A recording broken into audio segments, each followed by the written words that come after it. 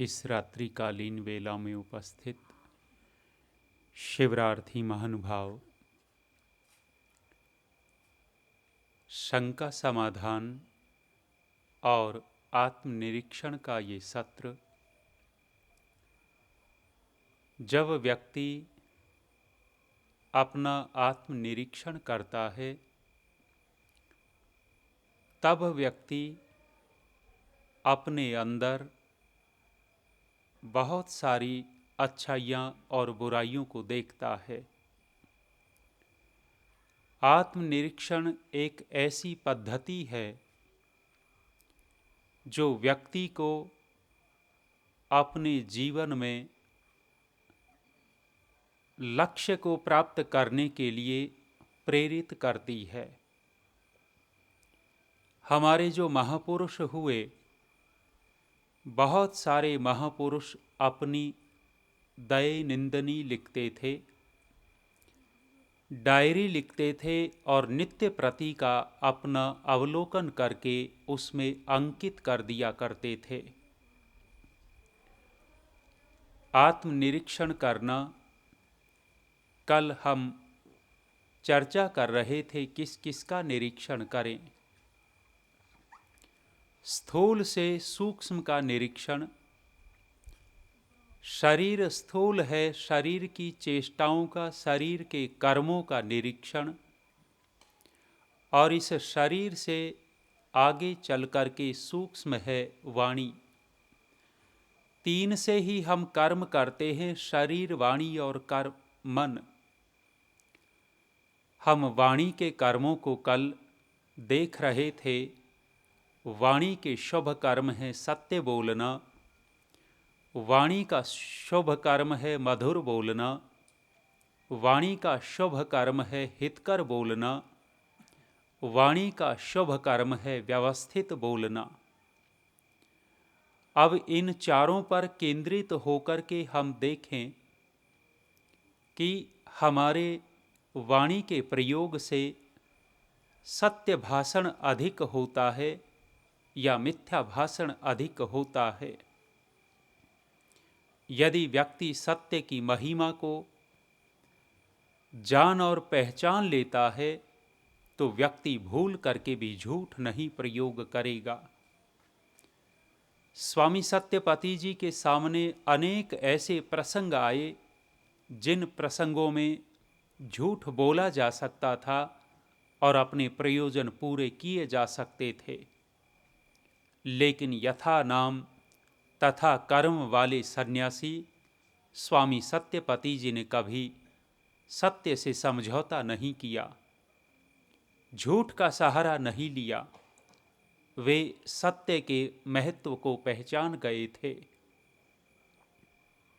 पांचों पांडव और द्रौपदी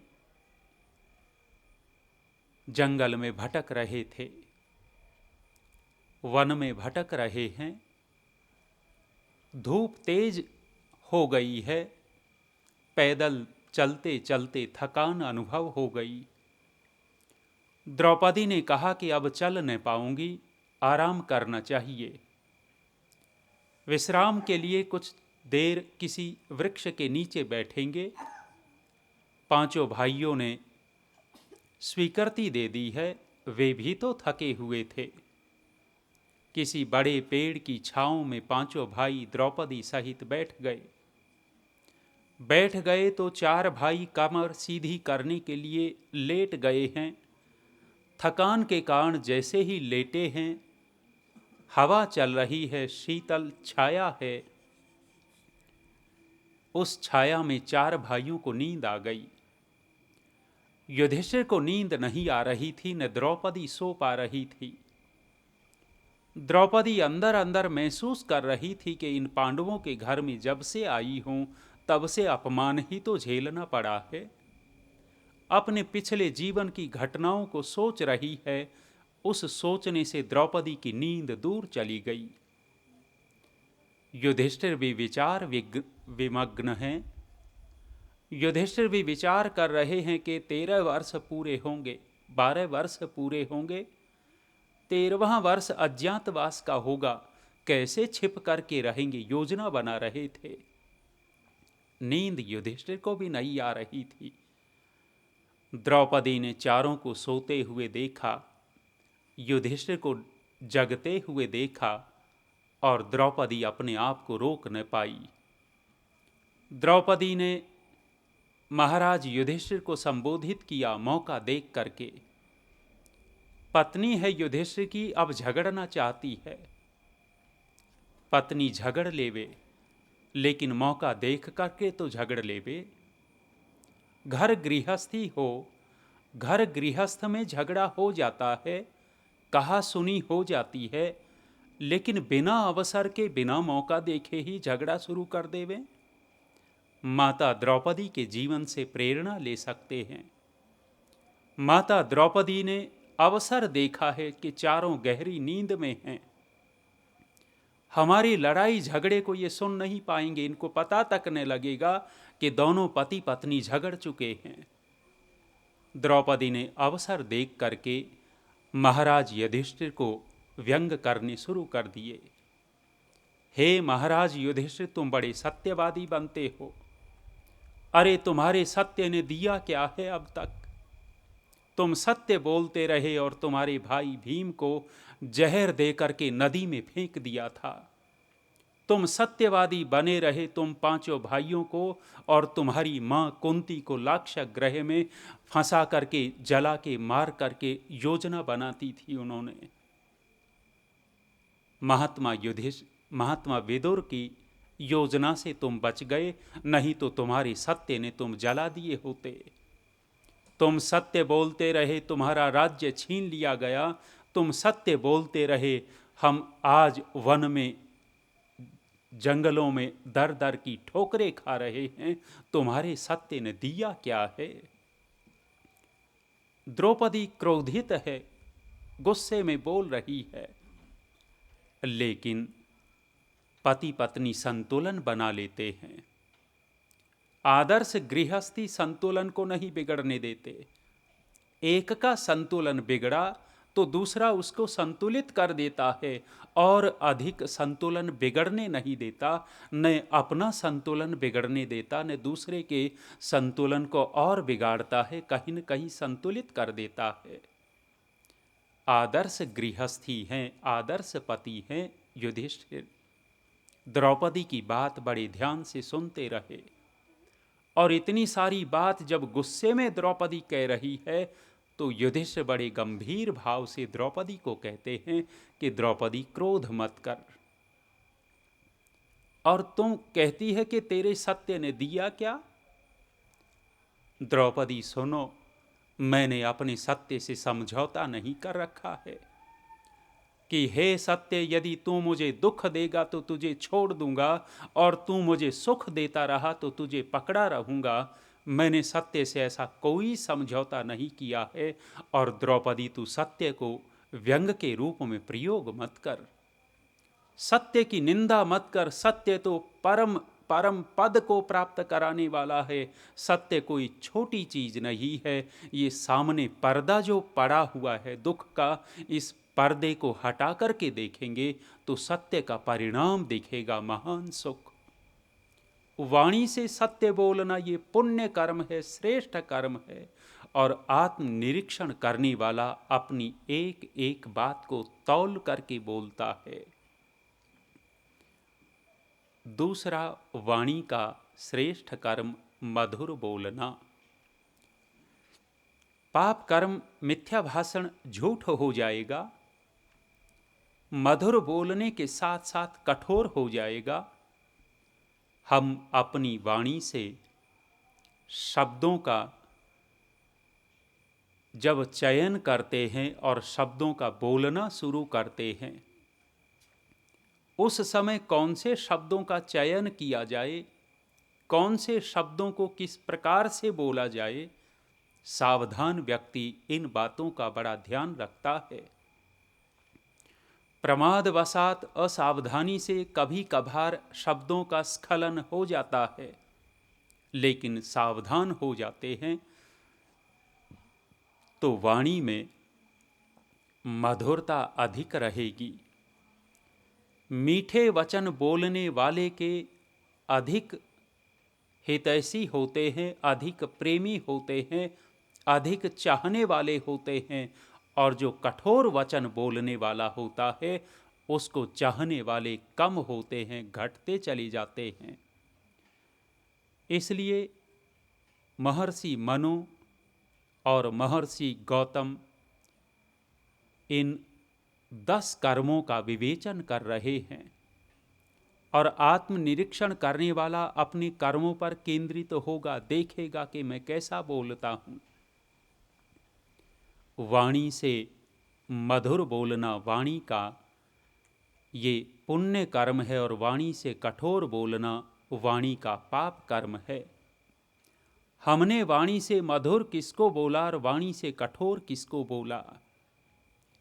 विडंबना है इस हिंदू कौम की कि हमने अपनी इस वाणी से अपनों को तो कठोर बोला और गैरों को बड़ा मधुर बोला। हमारे पास में आकर के कोई मुस्लिम बैठ जाता है तो मुस्लिम बैठने के बाद हिंदू कौम की मानसिकता ये हो गई है कि उसके बैठने के बाद उसकी चापलूसी पर उतर करके आ जाते हैं। वो चाहे कितना भी गलत क्यों न हो, उसको ठीक सिद्ध करने के लिए हम तर्क देने लग जाते हैं। आज वर्तमान में यही तो हो रहा है। मुस्लिम वर्ग एक समुदाय, एक इकट्ठा है, संगठित है। वे गलत करते हैं तो अपने गलत वाले का पक्ष तत्काल लेते हैं, अपने गलत वाले को ठीक सिद्ध करने में लग जाते हैं। और यदि कोई हिंदू वर्ग का हितैषी, कोई नेता, कोई उपदेशक उसको गलत कहने लगता है कि इसने गलत किया है और गलत है, उसी हिंदू नेता अथवा उस उपदेशक, समाज सुधारक को चुप करने के लिए मुसलमान आगे नहीं आता है। उसको चुप करने के लिए कौन आता है? हिंदू ही चुप करेंगे कि तू चुप रहे, उसने ठीक किया है। और एक ऐसा हिंदू हमारे देश में हुआ जो बहुत बड़ा घातक था। हिंदू जब कुछ करता है तो उसको दबा देता है, और मुसलमान जब कुछ करता है तो उसके लिए चुप हो जाता है। ये गांधी, आप इतिहास पढ़ करके देखिएगा, स्वामी श्रद्धानंद जी को जब गोली मार दी थी एक मतांध मुस्लिम लड़के ने, अब्दुल रशीद नाम का व्यक्ति स्वामी श्रद्धानंद को गोली मार देता है। उस समय कराची के अंदर कांग्रेस का अधिवेशन होना था, और ये बड़े बड़े नेता गांधी जैसे रेल में बैठ करके कराची जा रहे थे।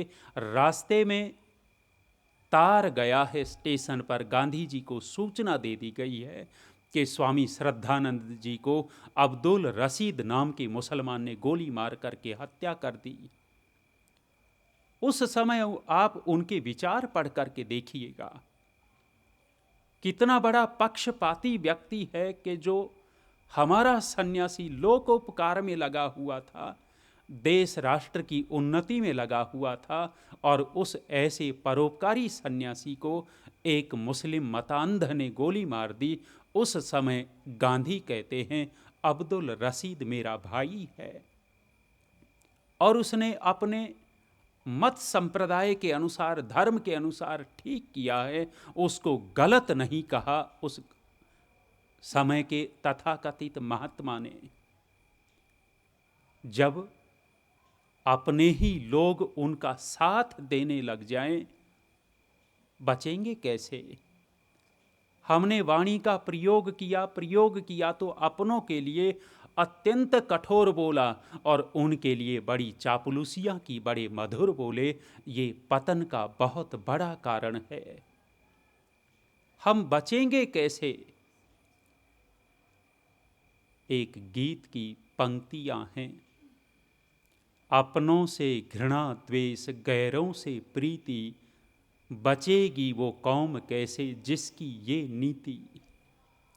अपनों से घृणा द्वेष और गैरों से प्रेम करते हैं, और हम सोचते हैं कि हम कौम वाले बच जाएंगे। वाणी से कठोर बोलना वाणी का पाप कर्म है और वाणी से मधुर बोलना वाणी का पुण्य कर्म है। और परिस्थिति के अनुसार अनेक बार कठोर बोलना होता है।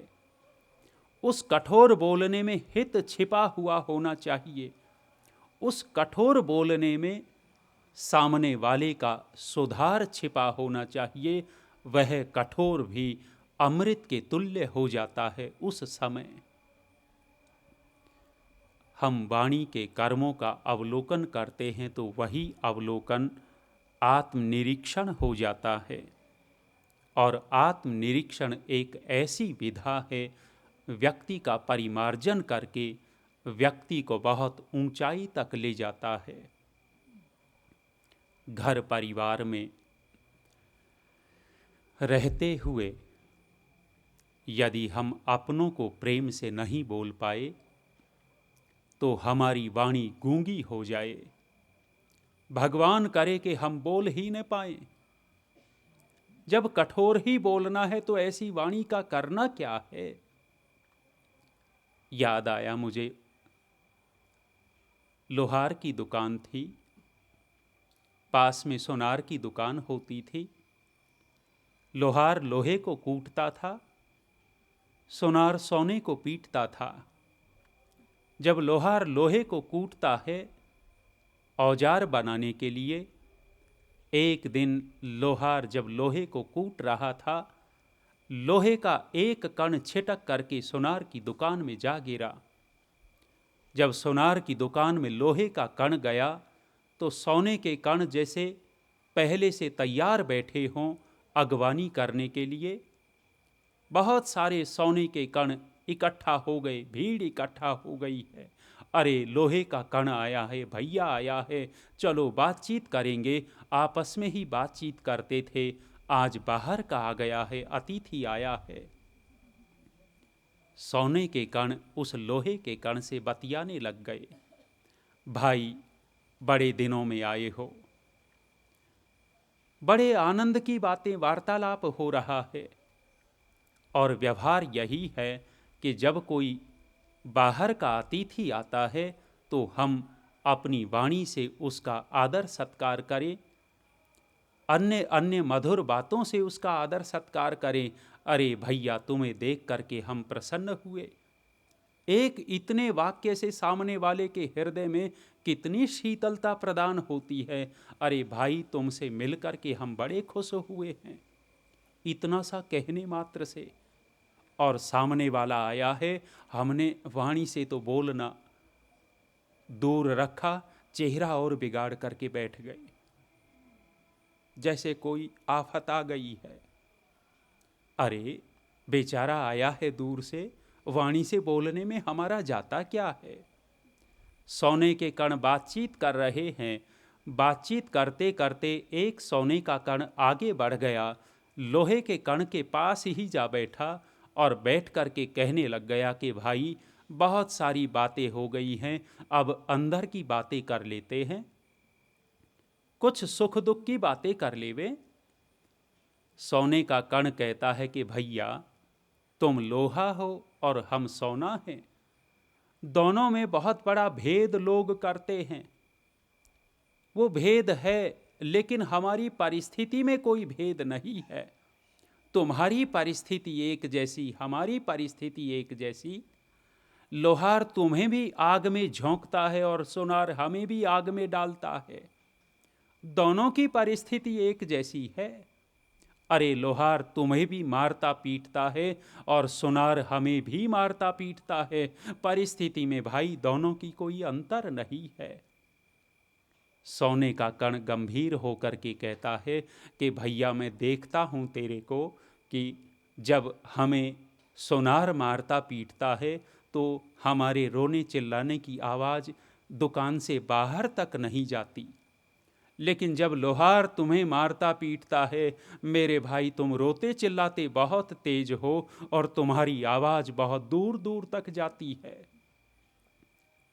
सोने का कण कहता है कि भैया मुझे ये बात समझ में नहीं आ रही, क्यों ऐसा होता है। लोहे का कण उस सोने के कण को समझाते हुए कहता है कि भाई इसमें कारण है। कारण ये है कि जब तुझे सोनार मारता पीटता है मेरे भैया, जिससे मारता पीटता है वो तेरा अपना नहीं होता, लेकिन जब लोहार मुझे मारता पीटता है, अरे जिससे मारता पीटता है वो मेरा अपना होता है, मेरा अपना होता है। अर्थात जब मेरा अपना कुछ कहता है तो दर्द ज़्यादा होता है, चिल्लाहट ज़्यादा निकलती है। और हमने वाणी से कठोर बोला तो किसको बोला? अपनों को कठोर बोलते हैं, उस समय आप देखेंगे कितना दर्द होता होगा। बेटा माँ को कठोर बोल देता है। जिस माँ ने कोमल कोमल वाणी से लोरियां सुनाई थी, जिस माँ ने अपने कोमल कोमल हाथों से अपने हाथों को पालना बना करके झुलाया था, वही बेटा माँ को कठोर बोल देता है। उस समय माँ के हृदय में बीतती क्या होगी? वाणी से कठोर बोलना पाप कर्म है और वाणी से मधुर बोलना पुण्य कर्म है। आत्मनिरीक्षण जब हम करते हैं वाणी के कर्मों का, तो तब पकड़ में आता है। सांझ को सायंकाल बैठ करके आंख बंद करके सोच लिया जाए कि मैंने वाणी से कठोर कितना बोला, मैंने वाणी से झूठ कहाँ कहाँ बोला। उनकी गिनती कर ली जाए कि मैंने दिन में 10 बार झूठ बोला, मैंने दिन में 10 बार कठोर बोला। अगले दिन फिर निरीक्षण करता है, निरीक्षण करता है, क्योंकि बैठ करके आंख बंद करके सोचना पड़ेगा। तो सावधान रहा तो संख्या में कटौती हो गई। 10 से ये 7-8 पर आ गया है। सुधार की प्रक्रिया शुरू हो गई। आत्मनिरीक्षण बहुत बड़ी विधा है जीवन को परिमार्जित करने के लिए। हितकारी बोलना वाणी का पुण्य कर्म है, और वाणी से अहित की बातें करना ये पाप कर्म है। हम दूसरे को रास्ता नहीं दिखा सकते तो चुप रहेंगे तो ज़्यादा उचित रहेगा, और दूसरे को अहित की बातें सिखा देवें, गलत बातें सिखा देवें, ये अधिक घातक है। भटके हुए लोगों को जो वाणी से रास्ता दिखा देता है, ये हितकारी वचन होते हैं, और हितकारी वचन व्यक्ति को लक्ष्य तक पहुंचने में बड़े सहायक होते हैं। वाणी से व्यवस्थित बोलना, व्यर्थ न बोलना, ये पुण्य कर्म है, और वाणी से व्यर्थ बोलना, अव्यवस्थित बोलना पाप कर्म हो जाता है। आप लोगों ने कभी पशु पक्षियों को बातचीत करते देखा? 10-15 भैंस बैठ करके बात करती हो, गप्पे मारती हो। 2-3 बकरियां बैठी हों और एक बकरी दूसरी को कहती हो कि आज तो मेरे हस्बैंड बड़े लेट हो गए, जरा देख करके आओ। बातचीत करती हैं बकरियां? पशु पक्षी बातचीत नहीं करते, गप्पे नहीं मारते। लेकिन गप्पे कौन मारता है? भगवान ने वाणी दी है तो मनुष्य को वाणी दी है, अन्य प्राणियों को वाणी नहीं दी। और मनुष्य इस वाणी का कितना दुरुपयोग करता है। बिना प्रसंग के, बिना काम के बक बक करता रहता है। रोकने पर, टोकने पर भी नहीं रोक पाते। और मेरी बहनें नाराज नहीं होंगी। पुरुष और स्त्रियों में से अधिक बात कौन करता है? बात ये नहीं है कि पुरुष नहीं करते, ये भी कम नहीं है, लेकिन स्त्रियों की पता नहीं कहां से कहां बातें निकलती हैं। 2 इकट्ठा हो गई तो इनके बातों का पिटारा खोलना शुरू। कहते हैं कि 2 महिलाएं आम के पेड़ के नीचे खड़ी थी। बातें शुरू हो गई, बात खत्म ही न होवे। आम कच्चे थे। अचानक एक आम नीचे गिर गया। जब आम नीचे गिरा, एक महिला ने दूसरी महिला को कहा कि अभी तो आम पकने का भी मौसम नहीं है और ये पक कर के नीचे गिर गया। कहते हैं आम बोल उठा कि तुम्हारी बातें सुन सुन करके मैं भी पक गया और नीचे गिर गया। वाणी से कितनी व्यर्थ की बातें होती होंगी। शास्त्र कहता है वाणी से व्यवस्थित बोला जाए, वाणी से कम बोला जाए, व्यर्थ का न बोला जाए, ये वाणी की सार्थकता है। और यदि वाणी से बिना प्रयोजन के बोलते हैं तो हमारी ऊर्जा, शरीर की ऊर्जा बोलने से अधिक नष्ट होती है। एक व्यक्ति 1 घंटा फावड़ा चलावे और एक व्यक्ति 1 घंटा बोले, दोनों की ऊर्जा का परिमाप देखें तो बोलने वाले की ऊर्जा अधिक घटी हुई मिलती है। वाणी का प्रयोग इसलिए व्यवस्थित और ठीक ठीक करना होता है क्योंकि ये बहुत बड़ा साधन है हमारे व्यवहार का। और अन्यथा व्यर्थ का बोलने वाले तो कितना ही बोलते हैं। एक डॉक्टर मुझे मिले थे। डॉक्टर, रोहतक में मेरे पैर में दर्द था। मैं डॉक्टर के पास गया तो एक चिकित्सा जो हल्का सा करंट लगाते हैं और वो करंट लगता रहता है आधे घंटे तक।